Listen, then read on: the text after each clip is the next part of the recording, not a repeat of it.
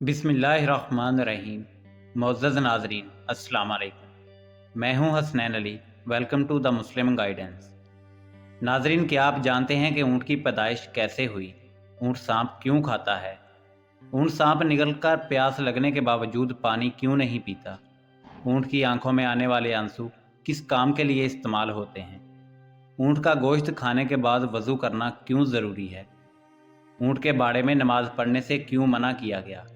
जब एक अरबी शख्स ने ऊँट को ज़बरदस्ती इसकी मांस के साथ जिनसी मिलाप करने पर मजबूर किया तो इसके साथ क्या हुआ? यही हमारी आज की वीडियो का मौजू होगा। और आज हम आपको ऊँटों के मतलब ऐसे हक़ाइक़ बताएंगे जो यकीनन आपके लिए हैरानकुन होंगे। मगर वीडियो में आगे बढ़ने से पहले अगर आप हमारे चैनल पर नए हैं तो बराए मेहरबानी हमारा channel the Muslim guidance subscribe करें, जहां आपको बिलखसूस इस्लामिक हिस्ट्री और बिलअमूम दुनिया भर की मुनफरिद मालूमात पर मबनी वीडियोस मिलती रहेंगी। नाज़रीन, अल्लाह ताला ने कुरान मजीद फ़ुरक़ान हमीद की सूरत गाशिया में इरशाद फरमाया, ये लोग ऊँटों की तरफ नहीं देखते कि कैसे अजीब पैदा किए गए हैं। ऊँटों का हदीस शरीफ में भी तज़किरा मौजूद है कि हर ऊँट की कोहान पर एक शैतान होता है। जब तुम इस पर सवार हो तो अल्लाह का नाम लो, बस तुम इसकी खिदमत करो, बेशक अल्लाह ही ने सवारी दी है। एक और हदीस में है जिसका मफ़हूम है कि ऊँट शयातीन से पैदा किए गए हैं और हर ऊँट के पीछे एक शैतान होता है।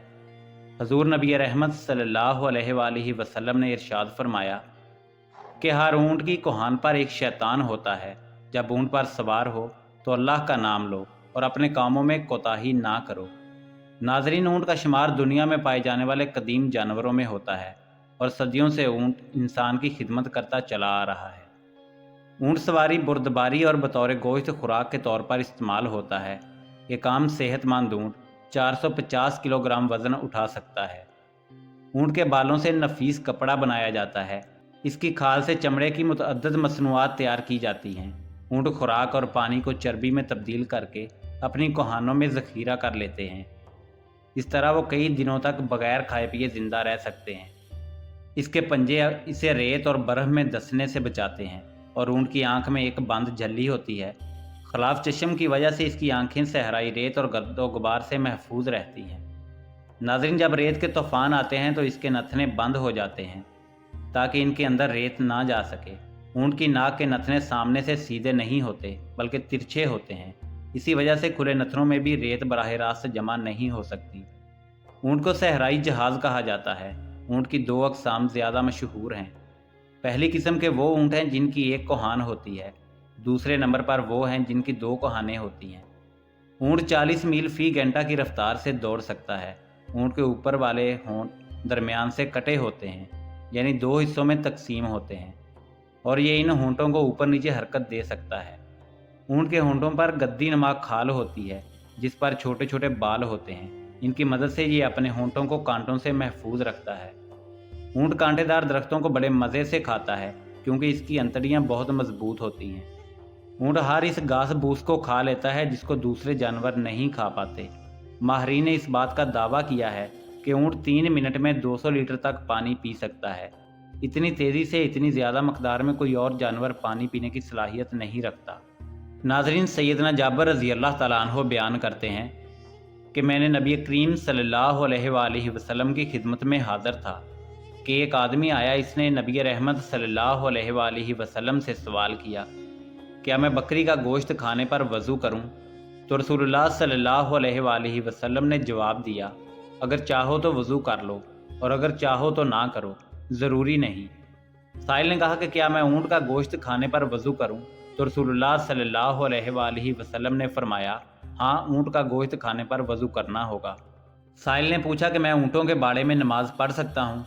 फरमाया, नहीं, ऊँटों के बाड़े में नमाज नहीं पढ़ सकते। इसने सवाल किया, क्या मैं बकरियों के बाड़े में नमाज पढ़ सकता हूँ? फरमाया, हाँ, पढ़ सकते हो।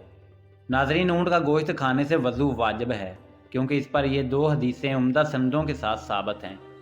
इस हदीस की शरह यूँ है कि ऊँट का गोश्त खाने के बाद वज़ू करना वाजिब है, फिर चाहे वो गोश्त जानवर के जिस्म के किसी भी हिस्से का हो। नाक़िसे वज़ू है, मगर हर हलाल जानवर का गोश्त नाक़िसे वज़ू नहीं होता। नाज़रीन, ऊँट को एक बीमारी लगती है जिसका नाम हय्याम है। बाज़ माहिरीन के नज़दीक इस बीमारी का इलाज सांप को ज़िंदा निगलना है। یہ بھی کہا جاتا ہے کہ بعض اوقات اونٹ سانپ کو کھا لیتا ہے، جس کے زہر کی وجہ سے اس کو شدید پیاس لگتی ہے۔ اونٹ اس حالت میں سانپ کے زہریلے اثر اور پیاس کی شدت کی وجہ سے ایک ہی سانس میں وافر مقدار میں پانی پی لیتا ہے، مگر سیراب نہیں ہوتا۔ سانپ کو نگلنے کی وجہ سے اونٹ کی آنکھوں سے آنسو جاری ہو جاتے ہیں۔ ان آنسوؤں کو بہت قیمتی تصور کیا جاتا ہے۔ انہیں چمڑے کی چھوٹی تھیلی میں محفوظ کر لیا جاتا ہے۔ یہ آنسو سانپ کے ڈسنے کا مجرب علاج ہے۔ ان آنسوؤں سے متعدد بیماریوں کا علاج اور زہر کا علاج بھی کیا جاتا ہے۔ ناظرین، اونٹ کی خصوصیات میں یہ بات بھی شامل ہے کہ یہ اپنی ماں کے ساتھ جنسی ملاپ نہیں کرتا۔ اس پر کتاب حیات الحیوانات میں ایک مشہور واقعہ بھی موجود ہے کہ قدیم زمانے میں ایک عربی شخص نے اونٹنی کو ایک کپڑے سے باندھ کر اس کے نوجوان بچے کو اس پر چھوڑ دیا۔ وہ اونٹنی کا بچہ جب جنسی ملاپ کرنے کے لیے اپنی ماں پر سوار ہوا تو اس نے اپنی ماں کو پہچان لیا۔ اس نے اپنے ذکر کو اپنے دانتوں سے کاٹ لیا۔ پھر وہ اس آدمی سے بغض رکھنے لگا، یہاں تک کہ اس نوجوان اونٹ نے اس آدمی کو مار ڈالا اور پھر اونٹ نے اپنے آپ کو بھی ہلاک کر دیا۔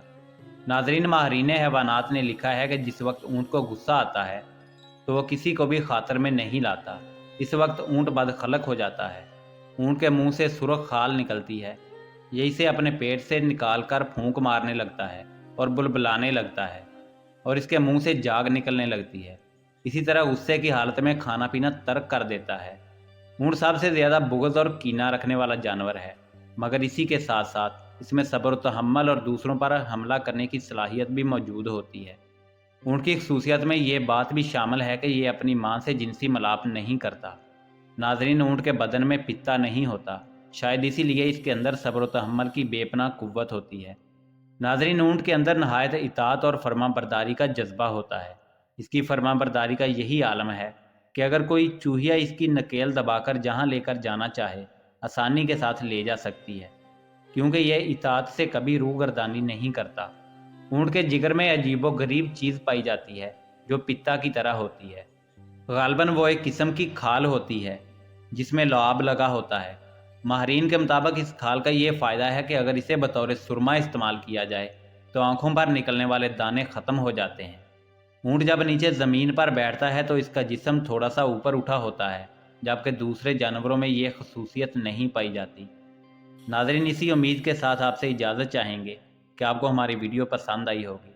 ملتے ہیں بہت جلد ایک نئی تاریخی اور معلوماتی ویڈیو کے ساتھ۔ دیکھتے رہیے دا مسلم گائیڈنس۔